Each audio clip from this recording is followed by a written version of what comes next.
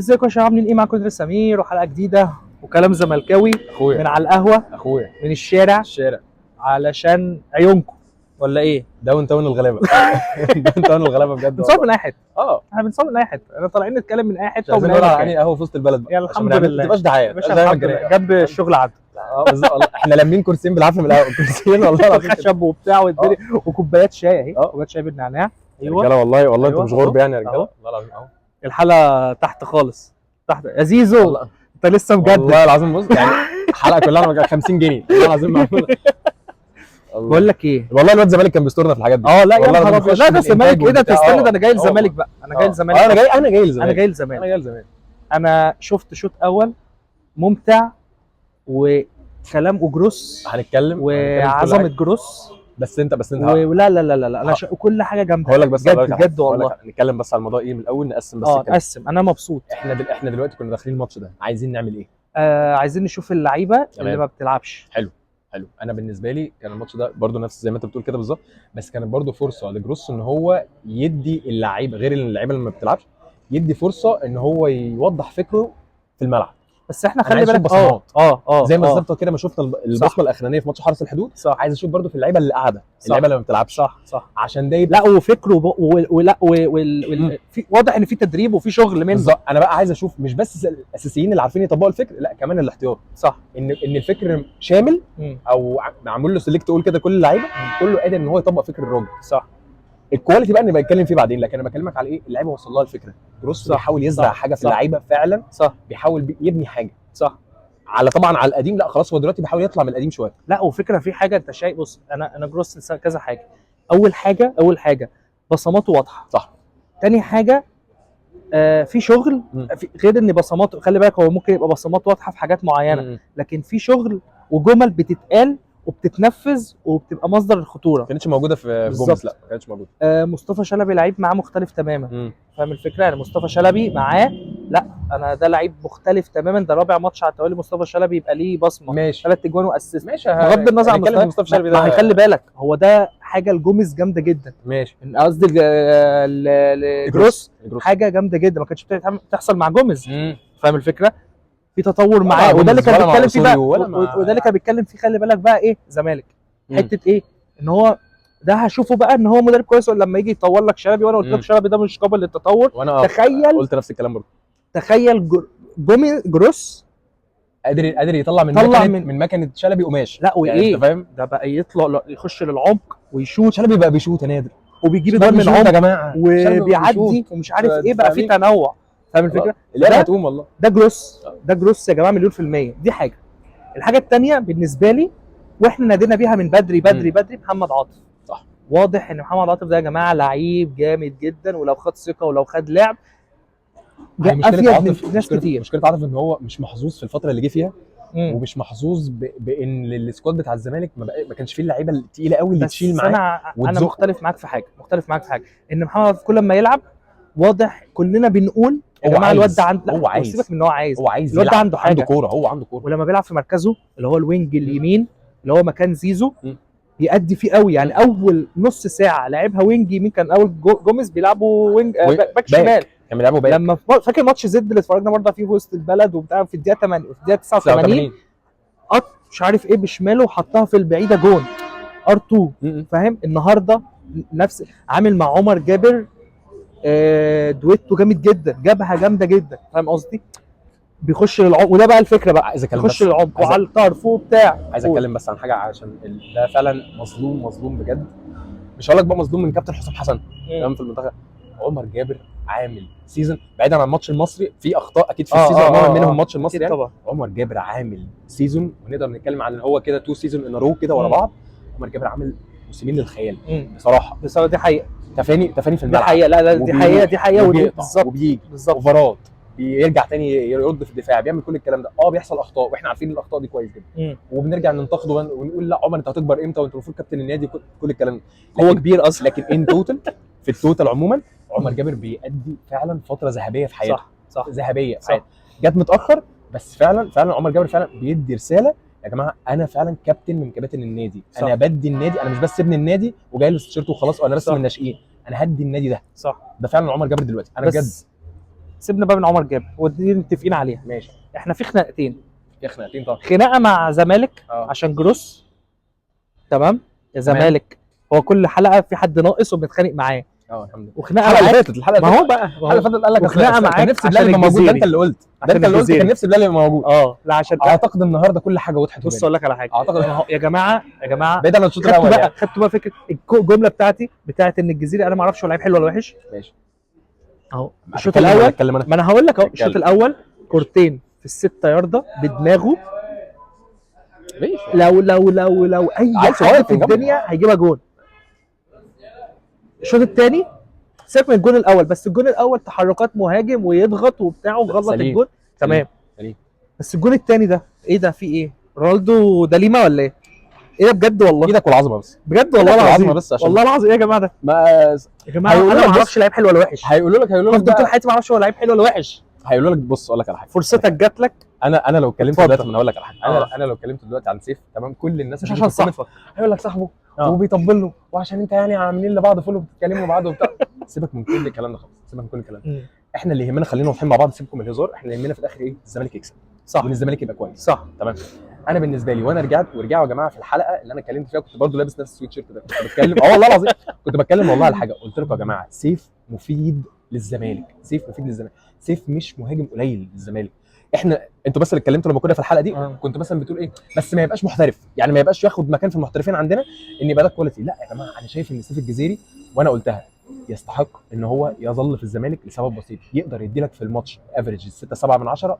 هيضيع هيهدر لك فرص، بس هيجي في زي النهارده كده. خد بالك هتيجي مثلا حد ما اتفرجش على الماتش خالص يقول لك يا عم سيف جايب جولين، تمام. احنا اتفرجنا على الماتش كله. سيف انا قايل لك واحنا قاعدين بنتفرج مع بعض ما ينفعش الكورتين اللي ضاعوا دول والله العظيم لو عيل صغير ما هي دي مشكله يا بلال. يا بلال مشكلتي انا مشكلتي اللعيب الكويس والكواليتي العالي، لكن الاستمراريه. تعالى بقى في الجون الثاني، ما انا هتكلم عن النقطه دي. تعالى بقى في الجون الثاني اللي جابه سيف الجزيري بقى. يا باشا انا عارف انا هجيب جون دلوقتي هعمل ايه، هعدي وهروح وهراوغ وهعمل وهعدي. ما هو ده ما بيطلعهاش على طول. على الجول كيبر ما رضاش يرقص يا باشا والله. ما هو الفكره في حاجه انت يعني انت هل يا سيف انت عندك امكانيات عاليه طلع عشان كده ولا انت فاهم قصدي؟ عشان كده انا بتكلم في نقطه ايه، سيف الجزيري يفضل في الزمالك، يبقى مهاجم الزمالك نمبر 1 الكلاس ايه. هو مش ده يا جماعه، هو مش ده. انا قلت انه مش ده الكلاس ايه، تمام، بس لغايه ما تقدر تجيب الكلاس ايه، تمام. لا سيف الجزيري مفيد جدا لسكواد نادي الزمالك. سيف قادر يدي نادي الزمالك فعلا الكواليتي اللي احنا بنتكلم عليه النهارده ده، اللي هو معلش انا اسف المهاجم الاجنبي بتاعي دون يعني بعيدا، بس عايزين نذكر لسيف الجزيري بالارقام هو ثالث هداف تاريخي للاجانب في تاريخ الزمالك. معاك بس سيبك من الارقام بقى، تمام. انا معاك كارقام طبعا. انا بتكلم هو ده اللي انا بكلمك فيه. انا اجي اشوفه في الملعب لما الماتش حلو ولا وحش يا ابني. لما الماتش عقرب ونيمبا جاب الجول الاولاني، مين اللي خد سيف الجزيري؟ كانت قبل الجول الثالث يا باشا، لقى ان في فرصه هعدي من الاولاني والثاني والثالث، تمام، واروح واخلص الماتش. الجول الثالث فرقه نيمبا وقعت خلاص، تمام. ده سبوت لايت كان موجود على الماتش ليه؟ نيمبا بدا ان هو مثلا ممكن ارجع، ممكن يبقى ليا فرصه في الماتش، ممكن تمام. مش عايز يعني ممكن تقول اللي هو ايه ساخن مثلا، اللي هو ايه انا دلوقتي في ايديا ان انا هعمل حاجه هعملها، تمام.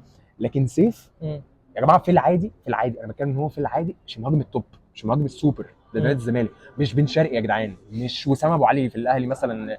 ان اعتبرنا وسام مثلا، انا بعتبر لسه وسام مثلا في فوق افريج. بس اقول لك على حاجه بغض، بس اقول لك انت عارف ميزه وسام ايه في الاهلي؟ ان هو عنده استمراريه. ده حقيقي. بس هي دي بقى نقطه تفقد في سيف. دي نقطه اللي انا هو احنا ليه بنقول زيزو احسن لعيب في افريقيا؟ عشان الاستمراريه على مدى سنين. استمراريه يا باشا، حتى هو لو وحش هتلاقيه طالع باسيست، تمام. بس انا بتكلم فاهم ان سيف لما هتحتاجه هتلاقيه. انا معاك جدا. لا ممكن بص انا معاك جدا، دي نقطه اللي انا بتخليني اقدر ادافع عن سيف الجزيري بقلب جامد، اللي هو يفضل في السكواد مفيد لما بتحتاجه بتلاقيه لكن هتاخد منه ماتش واثنين وثلاثه واربعه و10 ورا بعض. بص للاسف انا مختلف معاك في حته لما بتحتاجه تلاقيه، لان انا احتجت له كتير وما كانش موجود. بس اشهد له بحاجه ان هو في الماتشات الثقيله بيعرف يكون موجود. بمعنى ماتشات اهلي بتكون موجود، ماتشات زي مثلا في افريقيا زي مثلا بركان رايح جاي، حتى لو ما جابش جوان في العوده بس كان موجود. كنا محتاجين نكسب وقت مش عارف ايه، وبيعرف يلعب معاهم. يعني بيعرف يعني مثلا ماتش الاهلي مثلا لبس عبد المنعم مثلا ضربه جزاء، سيبك ان كابتن امير اسمه ايه ابراهيم نور الدين ما حسبهاش والجو ده، وهي ضربه جزاء مش هنرجع فيها. مثلا ماتش الترجي ال 3-1 عرف يلعب، هو اللي جاب الجزاء وهو اللي جاب الجول الثالث. الفكره انا بكلمك ان هو في حاجات بتاعته معاك بس ما عندوش استمراريه. هي دي المشكله. انا بالنسبه لي اللعيب انت خلي بقى بالك انت بقى نقطتك هنا، هل هو بقى يستاهل يكمل؟ ده النقطه اللي المفروض نتكلم فيها، على اللي هو بيقدمه ده، يكمل في الزمالك ولا ما يكملش في الزمالك؟ انا بقى اقول لك على حاجه، انا شايف انه اقول لك على حاجه انا بالنسبه لي يكمل في الزمالك لسبب، ايوه، لان انا ما عنديش ثقه في الناس اللي موجوده انه يجيبوا حد، مش هقول لك بقى احسن، يجيبوا حد في نفس مستواه، سليم. لان انا مش ما عنديش ثقه ان اللي يجي، لا ده ممكن يبقى اقل بكتير. فاللي المكنه ماشيه بيه سيبه، فاهم الفكره؟ ما تلعبش بس ده فيها. غلط برضه. خلينا واقعيين ان مش ده اللي الزمالك محتاجه لغايه عشان تكسب دوري ابطال افريقيا تمام. وتكسب ما ده مش دلوقتي كبيرة. يا نادر، لسه معاك. احنا لسه مش في المرحله دي. معاك، بس برضه في نقطه يا بلال، حته ان ايه، انا مش هينفع كل صفقاتي تيجي اللي هو ايه، يا صابت يا خابت. يعني مثلا انا جبت 2 اجانب، نقطه الصفقات دي نقطه ثانيه خالص. ما هو نفس الفكره بتاعت سيف، نفس الاجانب ماشي، قصدي. نفس النقطة. يعني مثلا بنتايج ومشلاك، ده واحد جت معانا وواحد تاني خيش تخييشه رهيب، يعني فاهم الفكره؟ فاهم قصدي ايه؟ ده مش هلاك وعمر فرج مثلا وعمر فرج، بس انا اقول عمر فرج متأيد مصري، تمام ماشي بس يعني الكلام ده كله. يعني لا احنا متوسمين فيه خير، متوسمين فيه خير، بس احنا من دي 1 قلنا يا جماعه عمر فرج لعيب 10 مش لعيب راس حربه 9. قلنا الكلام ده من بدري. يثبت الكلام اللي قلت لك يا جدعان، هو عمر فرج جه في وقت غلط، الفرقه مش محتاجاه. يعني احنا مش محتاجين بص اصلا من حته عمر فرج دي، عمر فرج دي الاهلي كانت بتفاوض معاه، فهو كان لعيب مميز في السويد، فيلا نجيبه.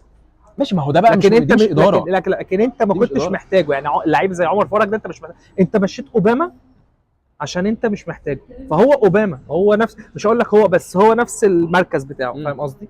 فدي بالنسبه لايه، لعمر فرج. انا بالنسبه لي ما نجيش بس بعيد عشان في مفاجاه مهمه الحلقه الجايه ان شاء الله. نتكلم في موضوع الصفقات ده عشان عايزين باذن الله في حلقه صفقات حلوه قوي. ماشي. الماتش بتاع النهارده انا عجبني. ماشي. احسن لعيب عجبك في الماتش مين؟ احسن لعيب عجبني هم 2 بصراحه. على فكره في اكتر من لعيب كان مميز. بنتايج ومحمد السيد ومحمد عاطف، دول 3. ماشي. يعني فاهم الفكره؟ ماشي. هم على فكره انا عايز اقول لك ما هي دي بقى النقطه.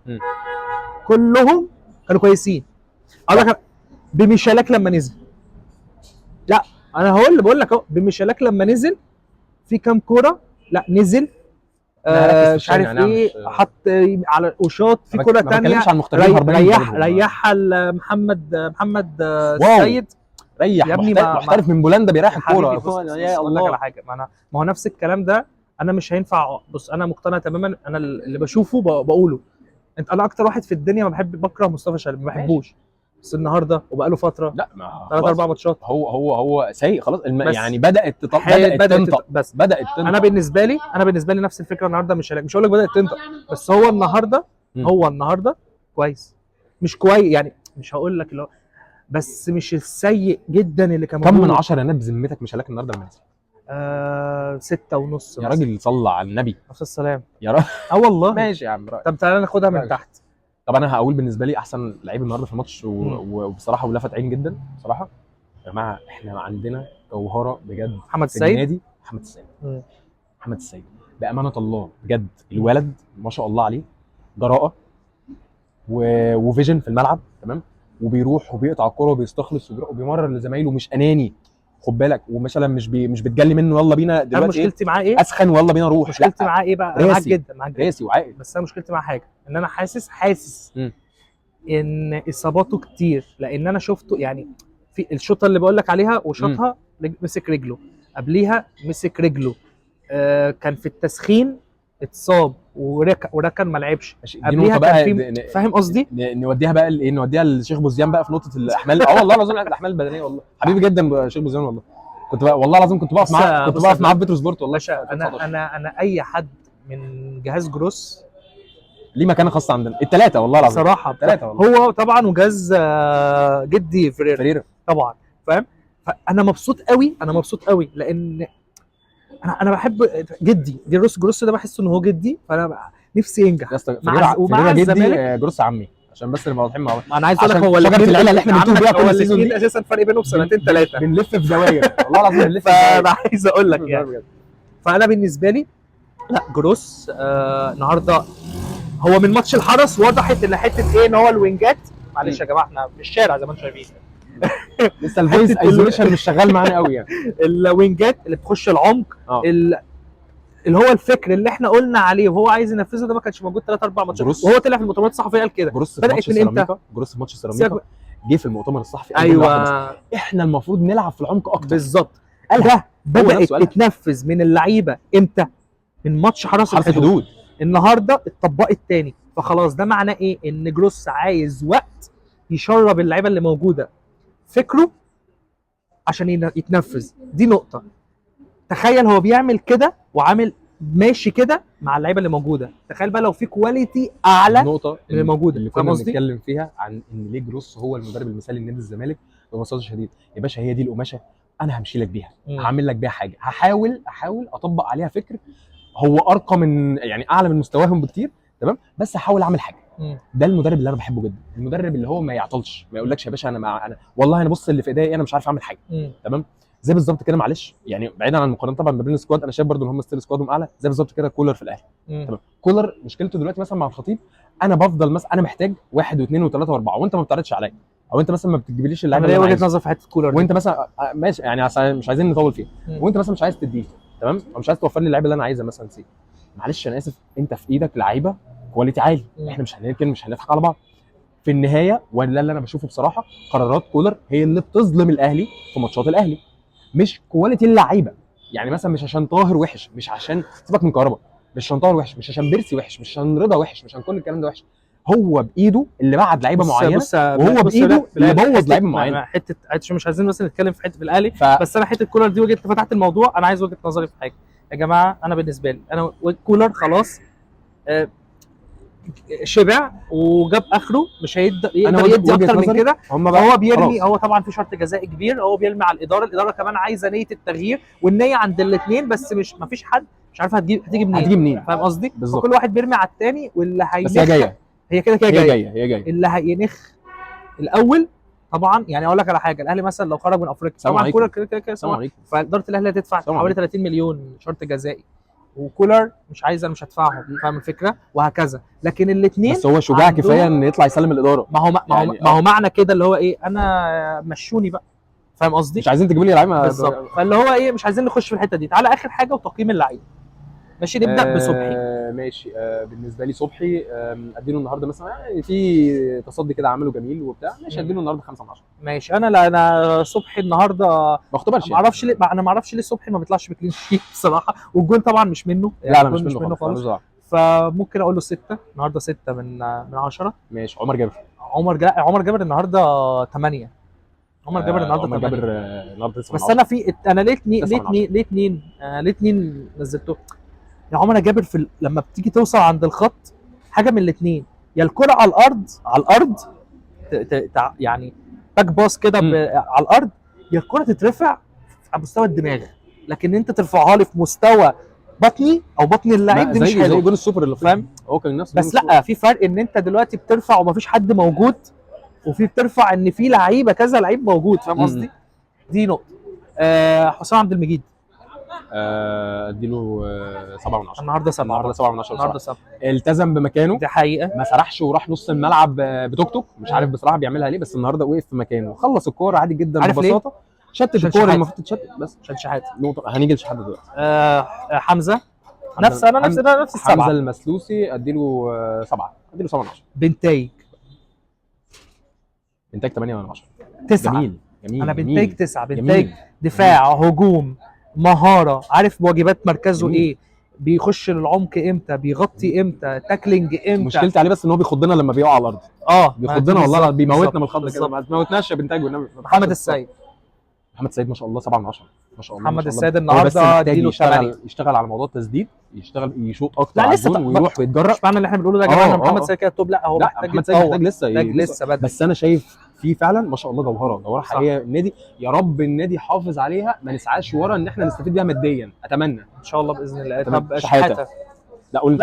لا شحاته، انا بالنسبه لي شحاته لا يعني دي تاني ماتش، هو طبعا مش التاني ماتش، هو التاني ماتش باين قوي، لكن هو بقى له فتره كويس، فلا انا شحاته، هو خلي بالك انا مش كانت في ناس بتنتقده ما اعرفش ليه، بس هو يعني الحته دي اتشالت بسبب الاسيستين اللي جابهم، بس هو بيعمل دوره فايتر. انا احب قوي، انا حابب شحاته ان هو فايتر قوي في الملعب، ولما لعب 6 كان كويس جدا لما السيد محمد السيد خرج، فاهم؟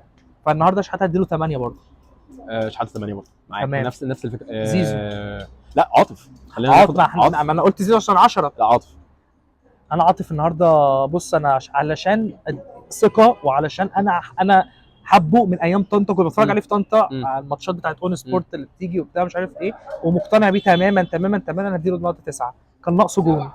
عاطف اديله النهارده بصراحه 7 من 10. محتاج يتقل على كورته بس شويه، محتاج يهدى، دي مع الوقت ده ماشي ماتش. انا بقول لك على قد النهارده يعني. النهارده مثلا اديله 6 7 من 10 بس. لا عاطف كويس النهارده، وهيجي منه عشان عنده كوره وعايز يلعب. صح يا جماعه في لعيبه دخلت نادي الزمالك اول ما دخلت بالنسبه لها خلاص انا وصلت. صح. لا انا ما بحبش اللعيب ده، انا وصلت المكان ادي للمكان. صح. ده عاطف. صح. انا شايف ده في عاطف. زيزو لا زيزو، بص هو زيزو باينه قوي ان هو جدد خلاص تمام، ورجع زيزو بتاع اللي هو زيزو بقى، يعني فاهم الفكره خلاص بقى. والله خايف. اللي هو لا ما هو والله باينه. لا بص اقول لك على حاجه، والله خايف. اقول لك على حاجه لما تلاقي مش عارف بيدجات مثلا اللي هي المواقع ما بقتش تكتب جاي له عرض مش عارف منين، جاي له عرض منين، اعرف ان الدنيا خلاص قفلت، فاهم؟ معرفش. انت برضو انتوا ملاحظين انتوا خليتوا ثقتنا رايحه لفين؟ انا زعلان من الاداره دي قوي. متخيلين ان احنا ما بقيناش واثقين لدرجه ان بابا يطلع يقول احنا مخلصين كل حاجه بنسبه 90 99% او مش عارف، وبرده ما فيش ثقه. لا ان شاء الله باذن الله. انا زيزو النهارده اديله 7. زيزو 7. زيزو النهارده اديله 7 ماشي. مصطفى شلبي. انا عن نفسي انا اهو بدون شخصنه انا ادي مصطفى شلبي النهارده 8 من 10. انا ادي النهارده لمصطفى شلبي 6.5 7، اخليها 7 لسبب كميه ميس باص رهيب. بس انا اقول لك على حاجه يا جماعه، احترم في المحاوله. معلش يا جماعه، هو ده بقى ايه ده عشان الاضاءه، انا بشوف لقيت خط احمر لقيت على التليفون اصلا. لا في عشان هتحس ان هو حاجه جديده علينا، هو بيخش العمق بتاع مش عارف ايه، ففي ميس باص كبير. كوبايه الشاي وقعت بسبب ان هو مش ديكور فانا هي دي النقطه. فبالنسبه لي 7 من 10. لا انا هدي مصطفى شلبي بصراحه تقديرا ان هو عمل مجهود وراح وغير الجون طبعا وغير كل الكلام ده، وكان هيجيب الكره اللي عدت من سيف. لا هديله 8 من 10، يستاهلها النهارده 8 من 10. تمام. عشان خاطر ربنا مش كل يوم بناخد فرصه. تمام. ومش كل يوم بيجي لنا حاجه او حد يدينا او حد يحطنا على الطريق ان احنا نبقى صح. يمسك في الفرصه، يمسك يا شلبي في الفرصه عشان مش هتيجي تاني. الناس اصلا بايعاك كجمهور من اول السيزون، وجوه السيزون ما شاء الله انت بتزود اكتر الرغبه دي فينا. لو عندك حاجه لسه تقدمها يا ريت دلوقتي. صح. بس سيف الجزيري. سيف لنا في الاخر. لا ما هو انا في الاخر.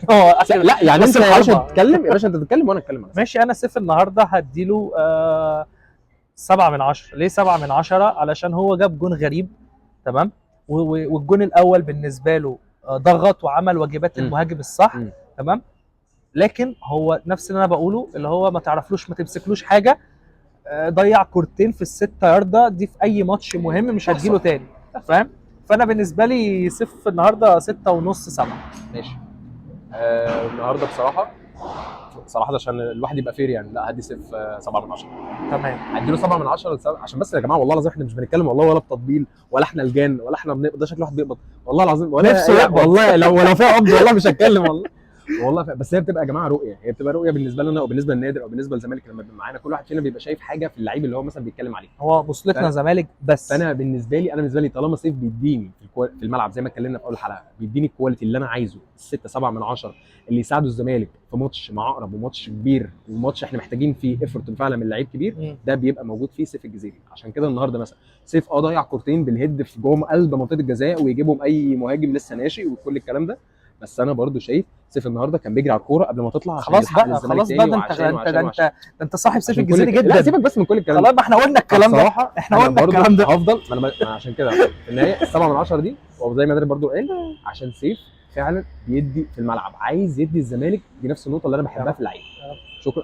البدلاء لا ما مش هنقيم بدلاء. ناصر منسي مش هنقيم. مش هنقيم بدلاء لان هم يعني الماتش كان فاهم يعني. مش هقيم بدل فتوح وشيكا مش هقدر اقيم فتوح، مش هقدر اقيم شيكابالا. اللي ممكن اقول لك هو مثلا ميشيلاك، انا نزل عمل كرة كويسه مش عارف ايه، بس طبعا ما اقدرش اقيمه. انا مستني من ميشيلاك بصراحه، انا مستني من ميشيلاك ميعاد الطياره بجد. انا بجد دي اكتر عارف حاجه مش لكن انت عارف اقول لك ايه، انا كنت منتظر منه جدا دي. كاس العالم للهاندبول بدا، صوت فاهم؟ التيكت كده ينزلها كاس ستوري. العالم للهاندبول بدا، فانا بتفرج على الماتشات دي انت عارف. انت ليه مش هناك؟ انا عايز انت ليه مش هناك والله؟ ليه يعني؟ انا عايز اقول لك في حجز، في حجز يد منتخب فايتك بولندا، يا ميشا. منتخب بولندا هو كلهم مش هلاك، هو لعيب هاندبول يا جماعه، انا اكتشفت ان هو لعيب هاندبول. هو لاعب كوره غلط. هو سريع. هو لما راح النادي في ليجا وارسو يا ما باشا لقاش هو- فيه مكان في هو الفرقه لا، هو بتاعت اليد، سريع. قال له نلعب كوره زي بالظبط كده. اللعيب تلعب كوره تحب يا عم والله. والله عايز العب يد، نفسي العب يد يا عم والنبي. هو يا عم هتلعب هو كوره، مش هتلعب سريع. كورة. هو سريع والله العظيم، هو كان ينفع لعيب هاندبول وجسمه يا عم احنا ينفع بنلعب جولف، هاندبول. ما يعني ما الهاند برضه انا قلت مش احنا قلنا مش هنقيم. ربنا ياخده، الحمد ربنا لله. ياخده في اي بلد. مبروك بلد غيره. مبروك. احنا هنلاعب مبروك يا اسمها هنلعب عندنا يا اما قسطنطين. شباب شباب قسطنطين القسطنطينيه، الجزائري، يا اما هنلعب الفرقه اللي من جنوب افريقيا اللي هي اسمها سيبوليش ولا مش عارف ايه، اللي هي سيبوليش مركز حاجه زي الثامن في كده. الدوري، في الدوري يا جنوب افريقيا، دوروا عليها عامه جز- يعني. يا اما هنلاعب اسك اسك يا الثانيه اسمها جيراف. يا جيراف. توقعي الشخصي هنلبس في قسطنطين بسم هي الله الرحمن الرحيم، احنا هنلاعب نفسنا في الجزائر دلوقتي. هتلاقي احنا على فكره خلي بالك، انا اتفرجت على ماتشين تقريبا انا بحمد ليهم. ربنا ان احنا ما لبسناش في سيمبا والله. لو ممكن لو في سيبك من امكانيه نلعب سيمبا بصراحه. مش هينفع يا سيمبا ابني خالص. ماتش شباب قسطنطين ده الملعب بتاعهم بيبقى متقفل جمهور بتاع مش عارف، لو انت اكنك هتلعب فاينل بقى في دور الثمانيه، باشا، فاهم؟ جروس 2019 احنا لعبنا شمال افريقيا باشا. كلها لعبناها. بص اقول لك على حاجه، الجزائر احنا يا باشا، لعبنا، المغرب لعبنا، كل الناس. احنا يعني يا رب القرعه تونس. تظبطنا ونلعب جيراف دي ان شاء الله. ان شاء الله باذن الله. ان شاء الله، ده لو ما خرجتش. اقابلك في الجزائر ان شاء الله في ماتش زي قسطنطينيه ان شاء الله. شكرا لكم جدا يا شباب. سلام عليكم.